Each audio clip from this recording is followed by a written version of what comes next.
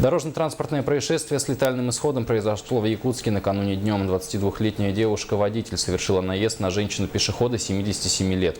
В результате ДТП женщину госпитализировали в реанимационное отделение больницы с серьезными травмами головы. Вечером того же дня от полученных травм пострадавшая скончалась. Отметим, что водитель не имела водительского удостоверения и была в состоянии алкогольного опьянения. Водитель Ниссана водительского удостоверения не имеет. При этом было установлено алкогольное опьянение. Специальный прибор алкотест выявил у девушки 1,30 мг на литр.